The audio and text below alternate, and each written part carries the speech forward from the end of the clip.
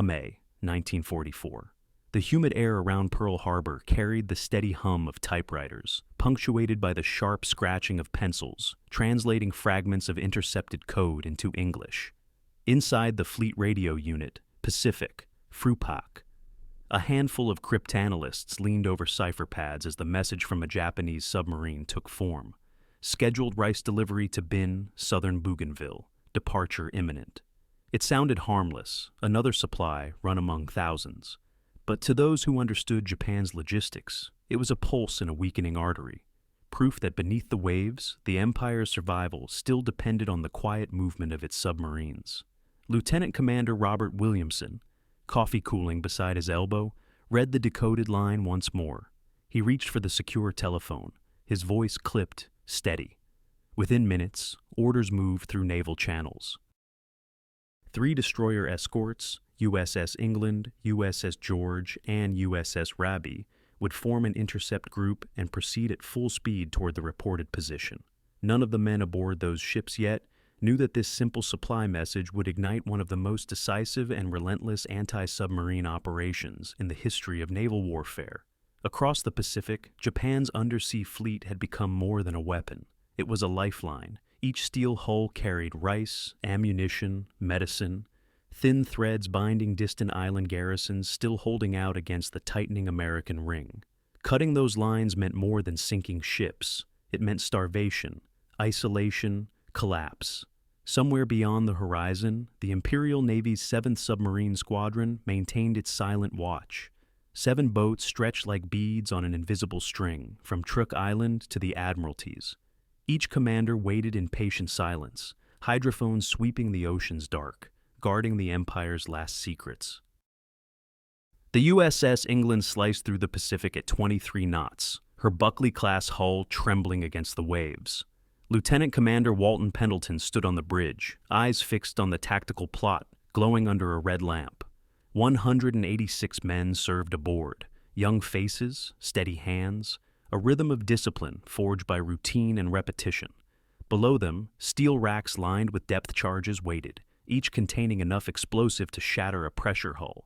But at the bow stood something new, something that would soon redefine submarine warfare. A British invention known as the Hedgehog. It looked almost primitive, 24 steel tubes angled forward like a bristling porcupine. But its principle was terrifyingly precise. Unlike depth charges, which exploded blindly at preset depths, Hedgehog projectiles only detonated on contact. They turned underwater combat from guesswork into geometry. The ship no longer had to charge over its prey and drop explosives behind. It could strike ahead, maintaining sonar contact the entire time. For Williamson, the ship's executive officer, this was not just a weapon. It was a mathematical equation he could solve. He had studied statistics until they burned into his mind. 1 successful attack in 80 attempts. That was the record for traditional depth charges. The Hedgehog's odds, 1 in 5. To him, the ocean was a blackboard. Sonar echoes were equations waiting for variables. Target speed, depth, bearing. Solve the math, and you could kill something you couldn't even see. Far to the west, inside the I-16, Lieutenant Commander Teiyuchi Yoshitaka examined his cargo manifest. 75 pounds of rice packed into rubber bags. It was supposed to be a simple run, but experience had taught him that simple was the most dangerous word in the ocean. He knew the perils of surfacing to recharge batteries, the deadly precision of Allied aircraft, and now, whispers of a new kind of weapon that struck without warning. The sea was his element, but it had turned against him. By the time the American ships formed their search line, the water was calm, the kind of deceptive stillness that amplifies every sound. USS George to port, USS Raby to starboard, USS England in the center. Each vessel's sonar transducer swept the sea in slow arcs, sending out rhythmic pings that echoed through the depths. To the untrained ear it was monotonous, but to men like Sonarman First Class David Chun, it was language. He could tell the difference between the soft return of a whale and the cold metallic resonance of a submarine hull. Hours passed in silence. Then, at 13:35, Chun froze. The echo was unmistakable, sharp, solid, alive. He keyed the intercom. Bridge, sonar contact, bearing 090, range 2,000 yards. Alarms rang through the ship. On I-16's bridge, Yoshitaka heard it too. The ping of American sonar, steady, closing in. He shouted the order. "Dive! Emergency dive!" Valves screamed open as compressed air burst through the ballast tanks.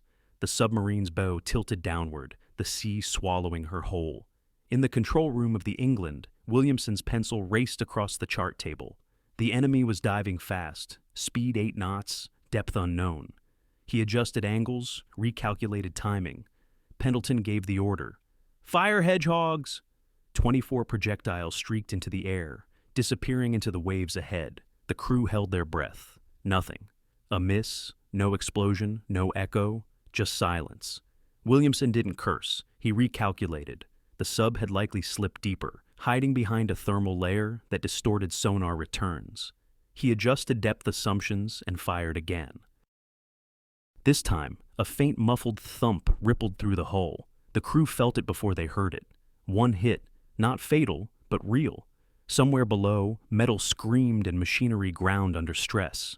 The I-16 twisted and dived again, trying to escape.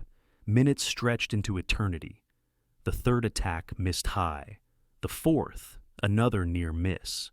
Each time, Yoshitaka guessed the American rhythm more accurately, counting the seconds between pings, shifting course, changing depth by mere yards.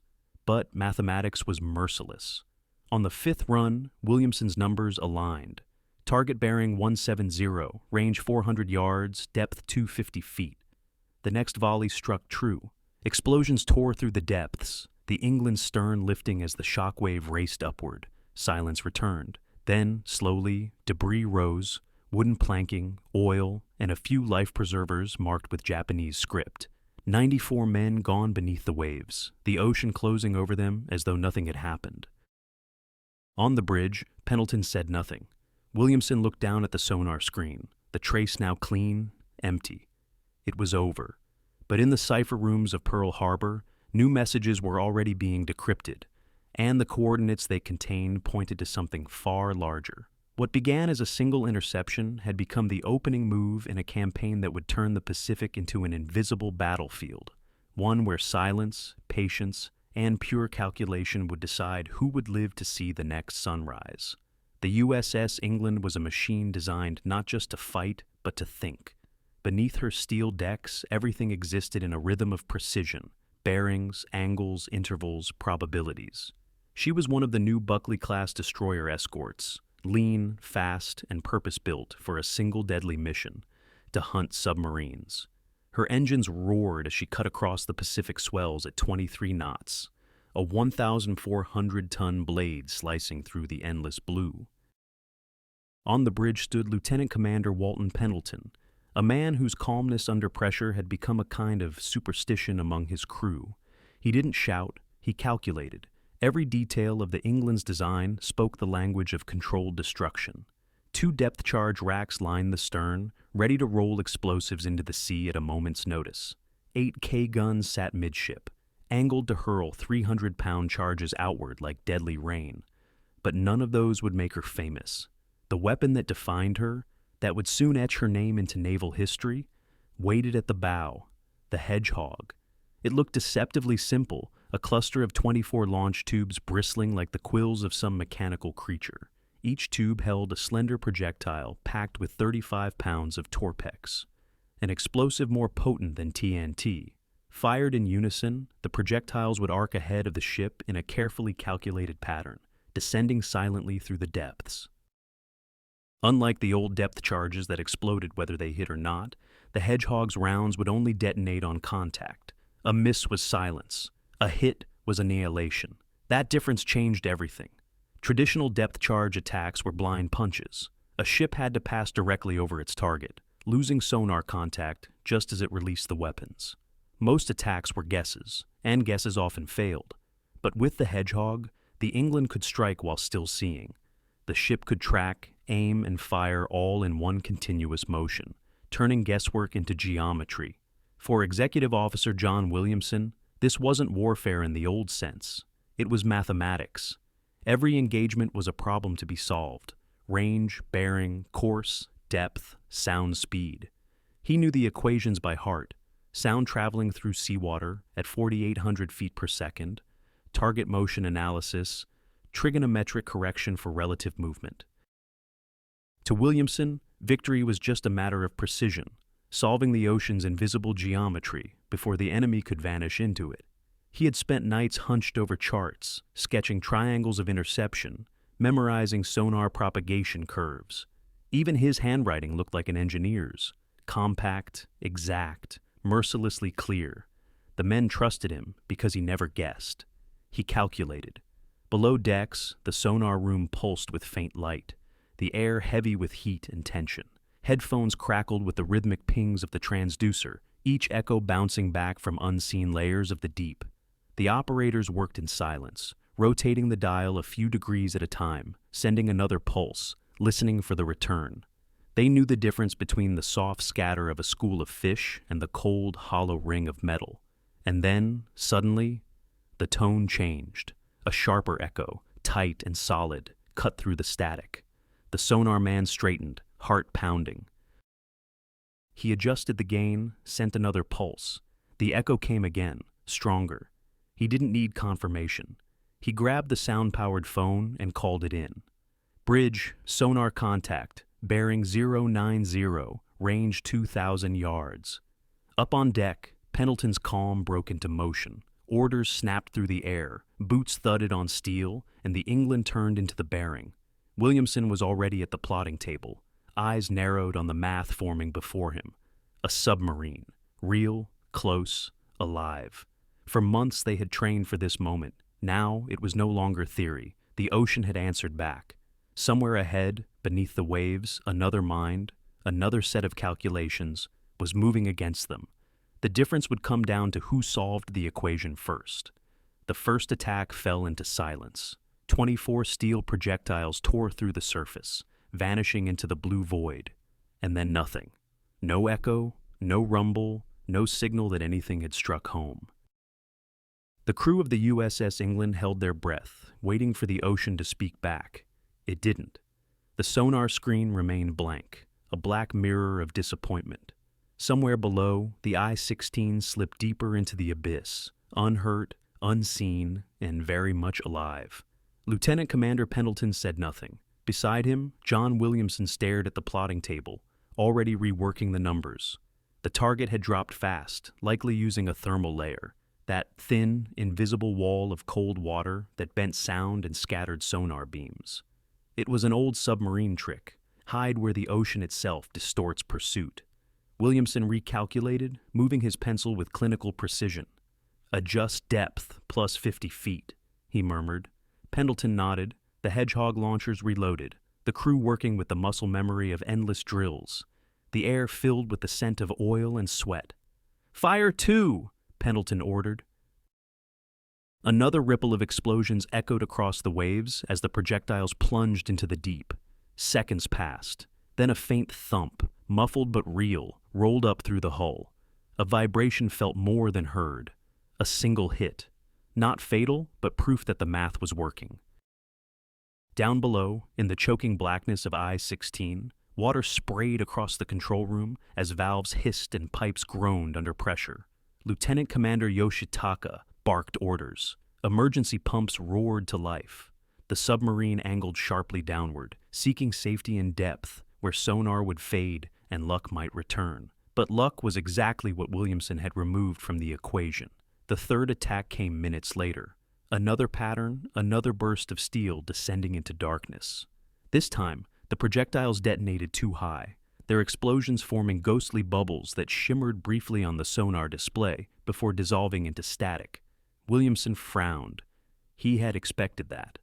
The sub was still dropping, using the temperature gradient like a cloak. He recalculated again, faster now, adjusting for sound refraction, target acceleration, and drift. "Depth 200 feet, he said flatly. "Bearing 180. "Fire when ready." The fourth salvo fell away, the crew waiting in silence. No hits. Somewhere below, Yoshitaka's men counted the seconds between sonar pings, timing each approach, changing course in desperate bursts of evasion. The commander's voice cracked through the intercom. "Hard to port! Blow negative ballast!" The submarine jolted sideways, groaning as compressed air roared through the tanks. For a moment, it seemed to work, but Williamson was already ahead of them. He had timed the Japanese maneuvers, predicted the rhythm of their panic. Next run, 250 feet, range 400 yards, bearing 170. His pencil snapped as he drew the final line. "Fire!" The Hedgehogs leapt forward in a single burst. The seconds ticked like heartbeats. Then, impact. The first explosion was sharp, violent, the second deeper, heavier. The England's stern lifted slightly as the shock wave slammed through the hull. Inside the sonar room, headphones filled with the sound of chaos, metal tearing, air venting, 1,000 small noises collapsing into one terrible silence. Then, rising from the depths, came proof. Wooden planks, splintered and burned. Life preservers with faded Japanese lettering. Patches of oil spreading like ink across the water. 94 men gone beneath the waves, leaving behind only fragments that floated briefly before sinking again. Pendleton removed his cap and said nothing. Williamson stared at the sonar scope. The contact now gone, the line erased from the sea. "That's it," he whispered, but even he knew it wasn't. Because back in the cipher rooms of Pearl Harbor, the radios hadn't gone quiet. Frupak had more intercepts, more messages that, when pieced together, revealed something far greater than a lone submarine. Coordinates, call signs, movement reports. 7 submarines stretched across 1,000 miles of Pacific water, forming a hidden picket line designed to detect American fleets.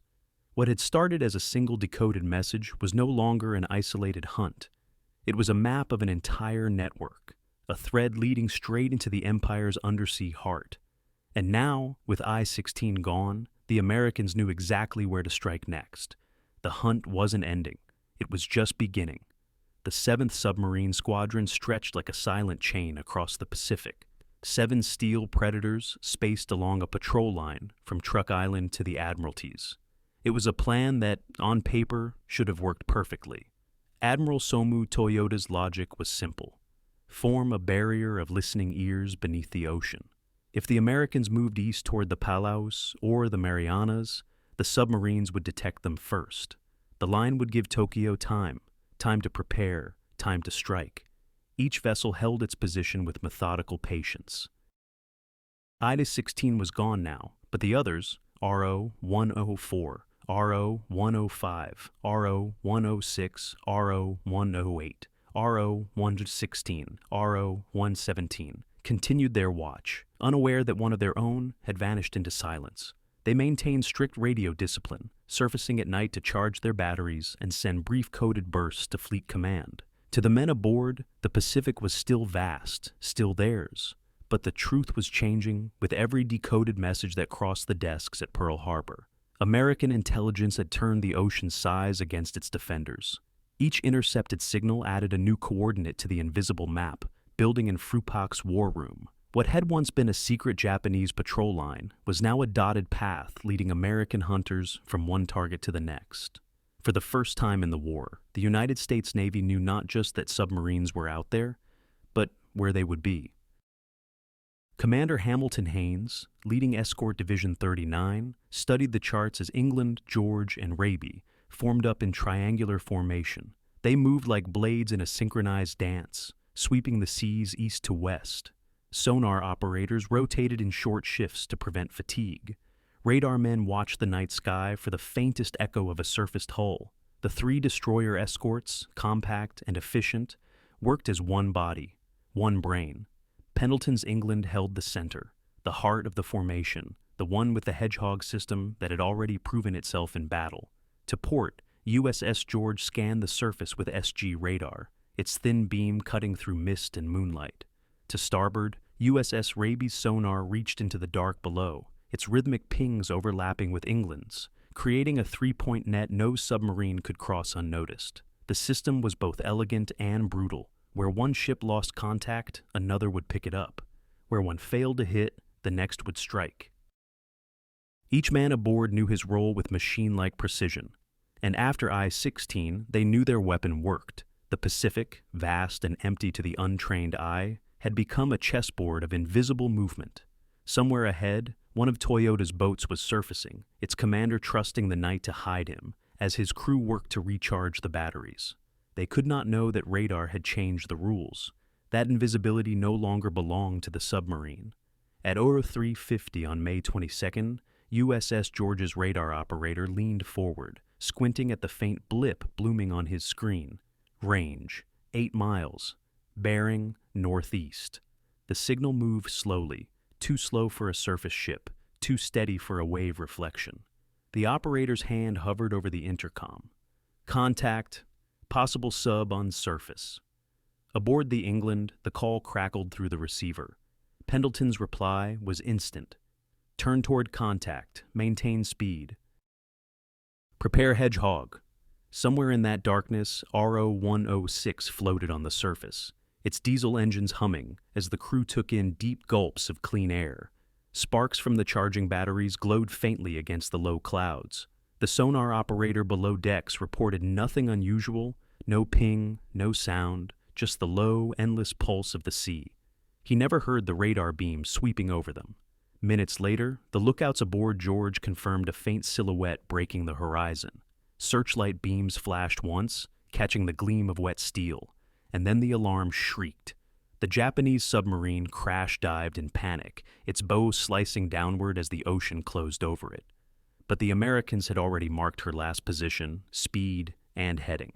Williamson was awake, sliding his pencil across the attack plot with a calm hand. The math was ready, the ocean was quiet, and the hunt for RO-106 had begun. The first salvo went wide. Hedgehog projectiles plunged into the black water, sinking past the invisible hull of RO-106. They exploded somewhere in the depths, harmlessly distorting the sonar for a few seconds, before fading back into static. In the sonar room of the USS George, operators muttered in frustration. But on the England, John Williamson only adjusted his calculations. He had expected the miss. He was still learning this enemy, still mapping the pattern of how Japanese submarines reacted under pressure. RO-106 was faster and craftier than I-16. Her commander had surfaced to recharge at the worst possible time, but was now fighting with every trick he knew. Silent running, depth changes, emergency turns through the thermocline. The submarine darted through layers of water, where sound bent and scattered, hoping the American sonar would lose the signal in the confusion. At 04:15, USS George launched another pattern. 24 Hedgehogs arced into the air, vanishing into the sea ahead of her bow.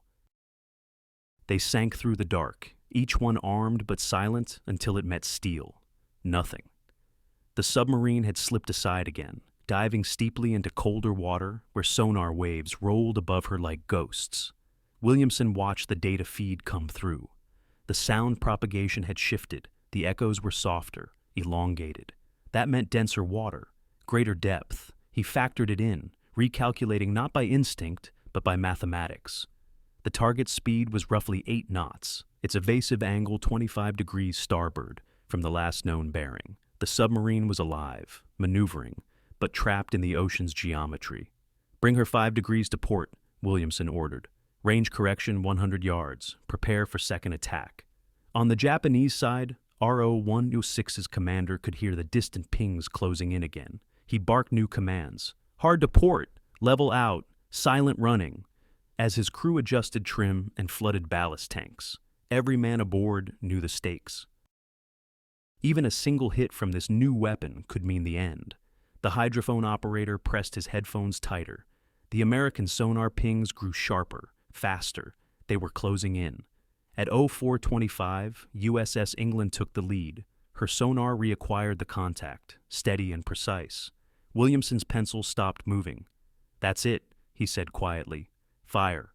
The Hedgehog salvo erupted forward, the projectiles cutting through the surface in a perfect spread. Seconds later, the ocean answered back.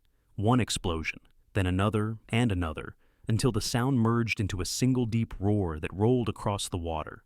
The sea bulged upward, a plume of white foam rising high into the night, illuminated by the ship's searchlights. For a brief moment, it looked as if the ocean itself had erupted.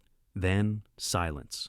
Oil and debris began to surface. Fragments of timber, a shattered life ring, and the faint shimmer of bubbles marking the grave below. RO-106 was gone. Pendleton exhaled slowly on the bridge. 2 submarines in 4 days, an achievement so unlikely that it bordered on impossible. But Williamson didn't see it as luck. To him, it was the math confirming itself. He had refined the timing, the attack angle, the calculation of target movement through sound delay. What had once been guesswork was now precision. Across the Pacific, Japanese radio operators caught fragments of distress calls before they fell silent. 2 submarines missing, both last reported near Bougainville. Admiral Toyoda's staff and truck issued emergency orders: maintain radio silence, surface only when necessary, and avoid engagement at all costs. But the message came too late. The Americans were already tracking the next contact, a faint echo on the edge of the sonar plot, steady, rhythmic, and unmistakably artificial. Somewhere beyond the range of sight, another Japanese submarine was charging its batteries, unaware that the hunters were already turning toward it. The sea was vast, but for the men aboard the England, it had become very small indeed.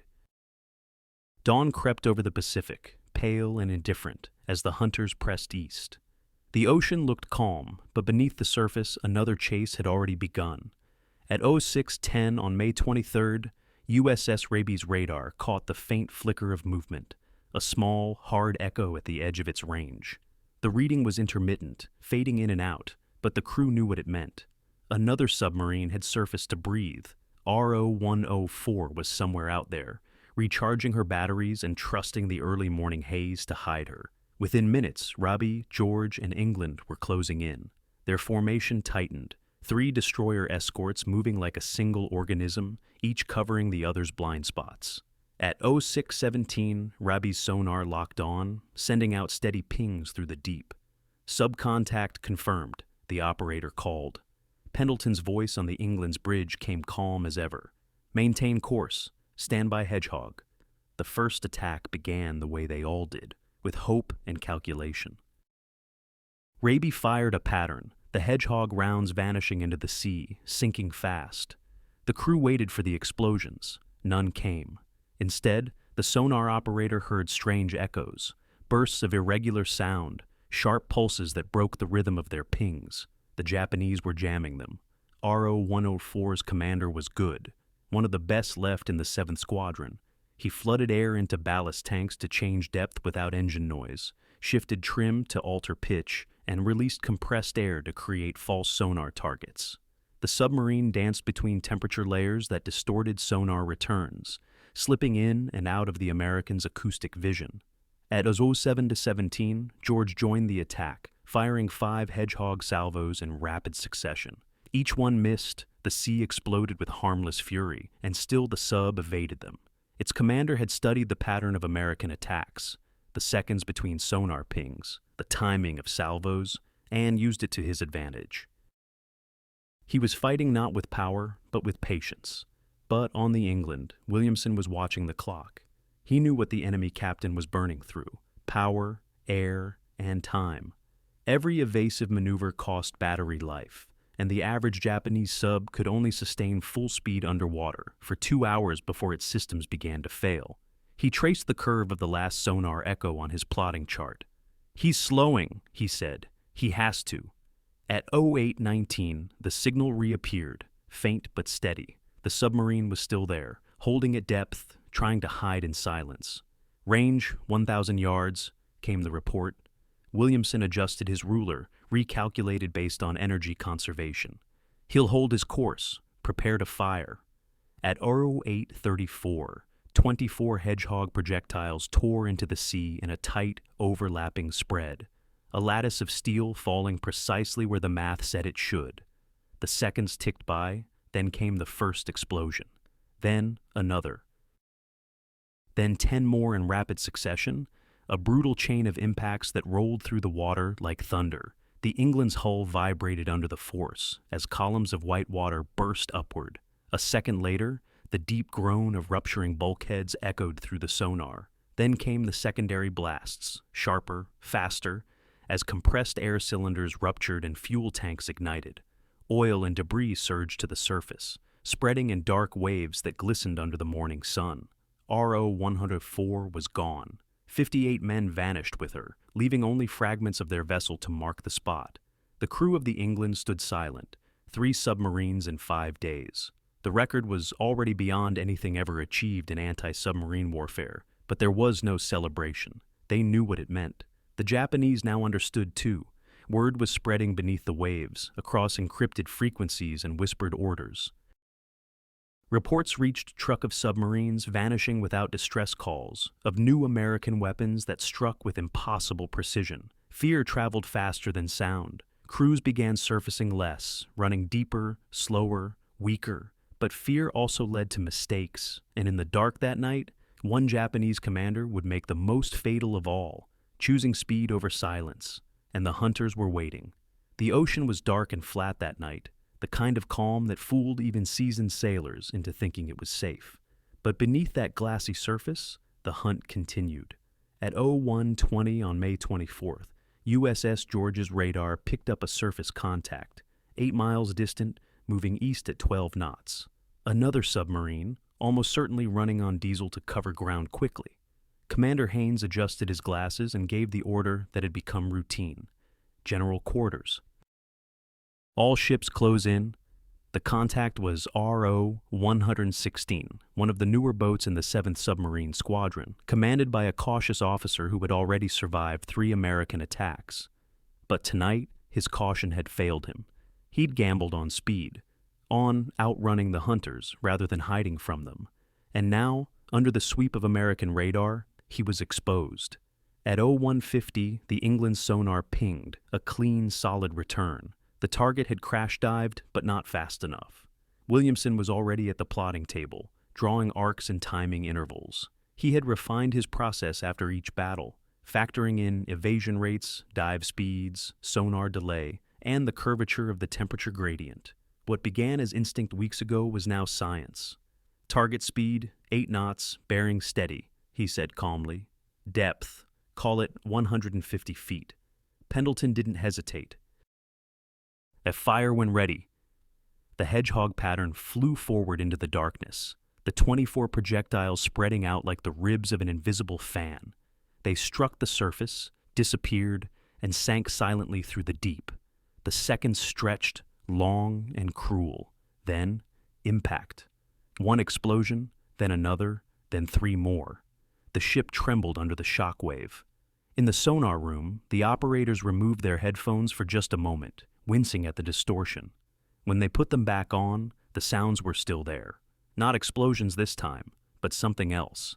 A kind of groaning, drawn-out metallic scream as the submarine's hull began to fail. On RO-116, chaos ruled. Bulkheads buckled, lights flickered out. Seawater forced its way through ruptures, drowning machinery and men alike. The pumps couldn't keep up. The forward compartments were already flooding, the bow tilting downward, alarms blaring through the dark. Emergency ballast release. Nothing. The sound of air venting was replaced by the low, eerie creak of steel collapsing in slow motion. For 20 minutes, the sonar headphones on the England carried it all. The final noises of a dying vessel. First came the grinding of the propeller shaft as it seized, then the deep thud of a bulkhead giving way, then the hiss of compressed air escaping in the last desperate attempt to rise, and then silence. Only the faint crackle of static where the contact had been. RO-116 was gone, 56 men with it. Pendleton stood quietly on the bridge, his expression unreadable in the red light. 4 submarines in 6 days. The scale of it was now impossible to ignore. Reports were already moving up the chain of command. Admiral Chester Nimitz wanted the methods, every calculation, every technical detail. Admiral Ernest King wanted replication, more ships armed like England, more officers who could fight this kind of war by numbers instead of chance. But the Pacific never rested. Even as the after-action report was being drafted, new signals flickered through the night. Frupack intercepts hinted that another submarine, RO-168, was nearby, possibly trying to rendezvous with the few survivors of the shattered squadron. The coordinates were vague, the distance uncertain, but the direction was clear. Pendleton folded his arms and looked east, toward the faint line of the horizon. "We'll make one more sweep," he said. His voice was steady, but everyone aboard knew what that meant. They were running low on ammunition, low on fuel, and lower still on sleep, yet none of it mattered. The sea had offered one more chance, and the USS England wasn't going to let it slip away. The ships turned toward the rising dawn, engines thrumming in unison, sonar beams sweeping ahead like searchlights into the black. Somewhere out there, RO-108 was running submerged, unaware that the men hunting her had already made history, and were about to make it again. By the time May 26th arrived, the men aboard the USS England had been at sea for 8 relentless days. They'd fought 4 separate battles in less than a week, slept in short bursts, and eaten cold rations at their stations. Yet somehow, the crew moved with the same precision as ever, their fatigue hidden behind discipline and habit. The Pacific had become their world, endless, featureless water punctuated by sudden violence. At 23:04, the monotony shattered again. The sonar operator leaned toward his console, adjusting the dial with practiced hands. "Contact," he said, his voice low but steady. "Range, 1,500 yards, bearing 110. The ping came back sharp and strong, unmistakable. This time, it was RO-108. The submarine was running at shallow depth, likely around 120 feet, trying to balance speed and stealth. Its commander had probably surfaced earlier that evening to charge batteries but hadn't risked full exposure under the moon. Now, half submerged and half blind, he was trying to slip through the net, but Williamson was already working, his plotting chart filled with lines and arcs, sonar data converted into geometry. "Target steady, course southeast," he said. "No sign of evasive patterning. He doesn't know we're here." Pendleton gave the order quietly. "Prepare to fire." The Hedgehog rounds were loaded and ready. Williamson's voice stayed calm, almost detached. "Range, 1,200 yards, fire at will." 24 projectiles roared from the deck, fanning out ahead of the ship in perfect formation. They struck the surface and vanished, sinking in eerie silence. The crew held their breath. Then the sea lit up. A chain of detonations tore through the water, bright flashes of phosphorescence marking each impact. The sonar screens went white with noise. The explosions rolled across the waves, echoing off the hulls of the nearby George and Raby. For a moment, even the wind seemed to stop. Then came the aftermath, the slick of oil, the debris, the small glowing arcs of bubbles that shimmered briefly before fading into darkness. The sonar operator removed his headphones, rubbing his temples. "Contact lost," he said quietly.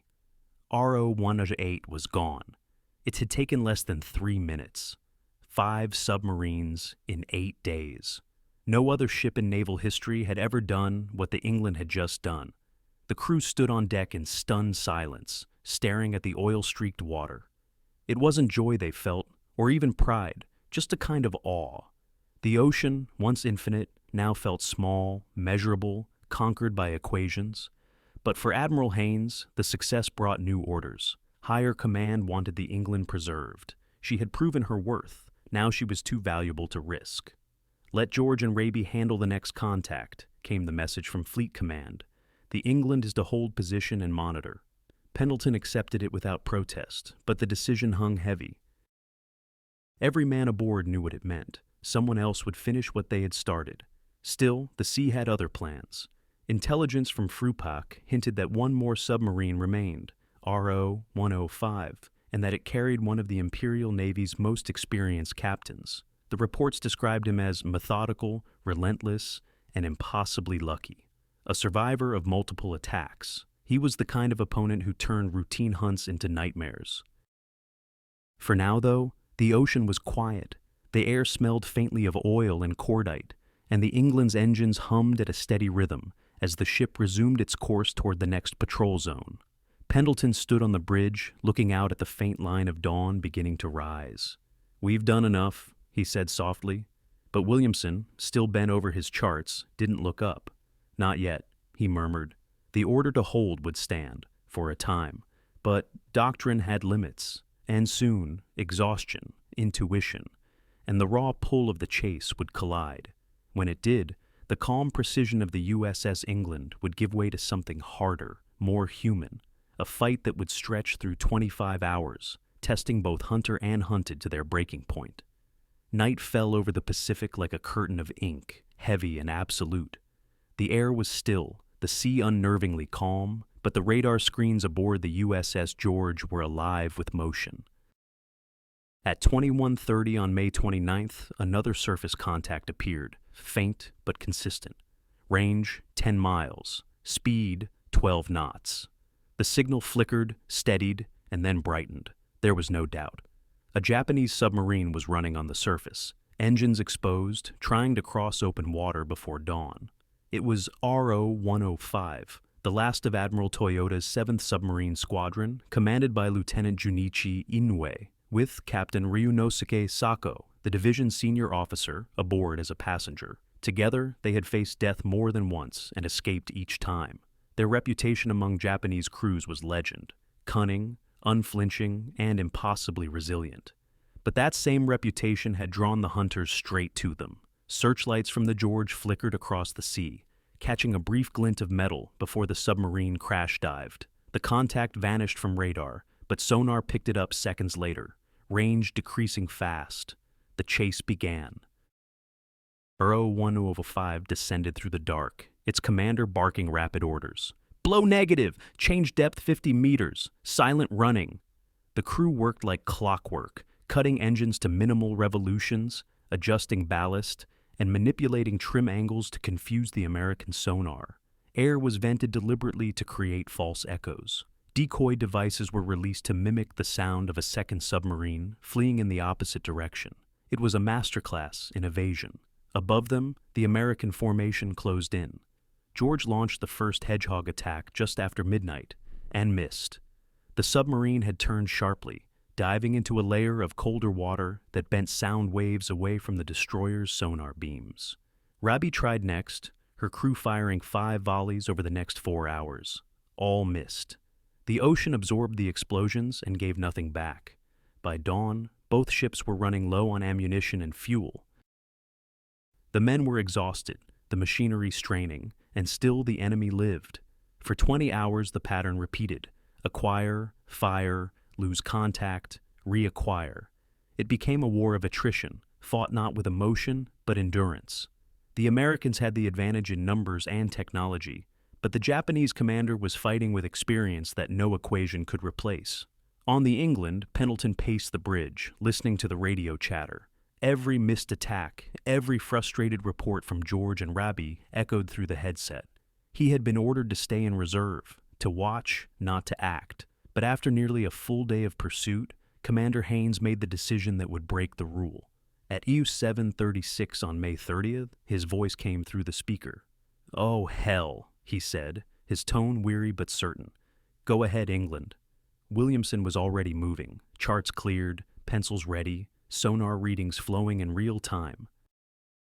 RO-105 was still running submerged at roughly 200 feet, trying to crawl away to the southwest. Its battery power was nearly drained, its air foul. Every evasive turn was slower, every adjustment delayed by exhaustion and mechanical strain. Williamson studied the pattern and spoke quietly, almost to himself. "He's slowing again. He can't keep this up." He plotted one final line. Range 400 yards, bearing steady, depth 200 feet. "Fire!" The Hedgehog pattern erupted forward, cutting through the morning haze in a perfect spread. Seconds passed, then 6, maybe 10 explosions detonated almost simultaneously. The blast wave rolled across the surface, throwing a column of white water skyward. The England's hull shuddered under the pressure. When the sound faded, the ocean began to give up its dead. Oil rose first, spreading in a thick sheen. Then fragments, wood, insulation, pieces of equipment. There was no sign of survivors. The sonar showed nothing but empty static. RO-105 was gone, and with it the last thread of Japan's 7th Submarine Squadron. 55 men lost beneath the surface, among them some of the most skilled officers the Imperial Navy had ever trained. In minutes, a lifetime of experience and knowledge, the lessons of years of warfare, vanished into the deep. Pendleton and Williamson stood on the bridge, the morning sun cutting through the haze, reflecting off the oil-slicked sea.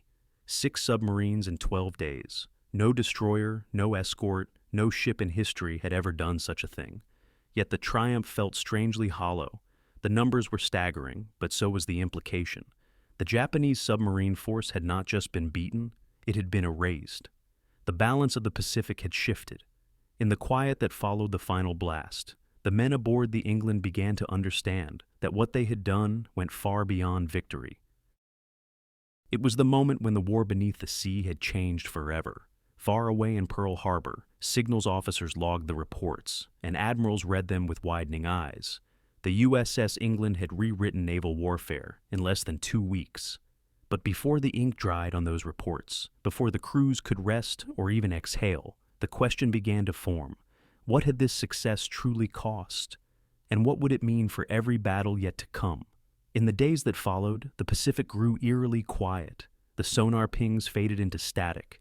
The engines slowed to cruising speed, and the men of the USS England finally stood down from battle stations. For the first time in nearly 2 weeks, they could hear the ocean again. The deep, low pulse of waves against the hull, the hiss of wind through the rigging. The chase was over. 6 submarines in 12 days. The 7th Submarine Squadron, the invisible shield of the Japanese Empire, no longer existed. Back at Pearl Harbor, the decoded transmissions told the story in cold precision. Admiral Toyoda's patrol line was gone. Operation A-Go, the grand plan to ambush American carrier forces near the Marianas, was now blind. Without submarine reconnaissance, Japan's fleet was effectively fighting in the dark.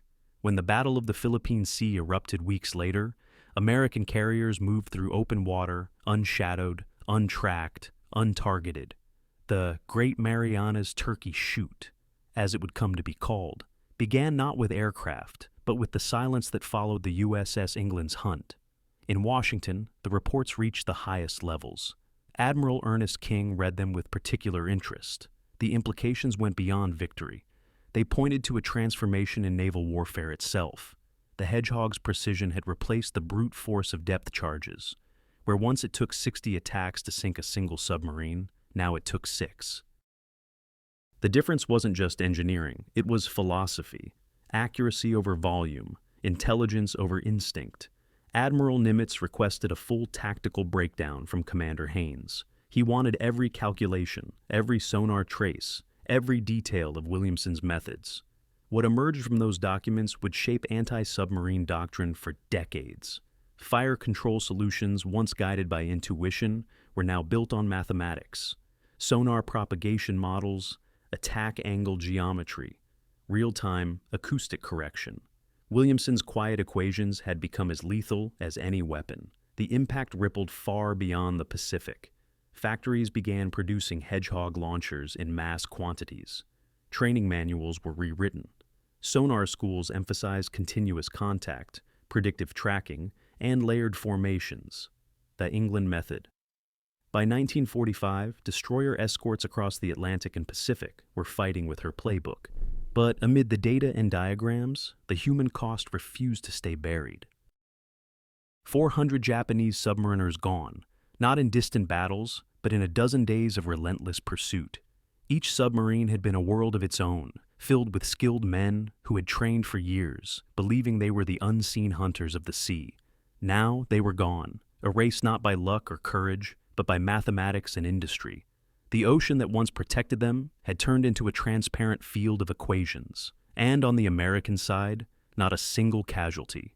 Not one sailor aboard England, George or Raby, had fallen in the operation. The imbalance was staggering. It revealed a truth no one could ignore. The war beneath the sea was no longer a duel of men and machines. It had become a contest of systems, technology, training, and the sheer industrial might to build faster, think faster, strike faster. When the war ended, the name USS England was spoken with reverence throughout the Navy. In 1963, a new guided missile destroyer would carry that name forward, not just as a tribute, but as a symbol of the turning point when human intuition gave way to scientific warfare. Yet, For all the pride, the victory carried an unease, because beneath the calm Pacific, 7 hulls rested on the seafloor, silent, twisted, and filled with stories no radar could ever find. They marked not only the defeat of Japan's submarine force, but the end of an era, the moment when the invisible hunter of the deep became the hunted, and when warfare's future shifted forever from courage to calculation. As the England steamed home through the empty ocean, her wake glowed faintly in the moonlight, stretching behind her like a signature written across history, proof that the age of the unseen predator had ended, and that in the new world rising from the waves, even the deepest shadows could no longer hide.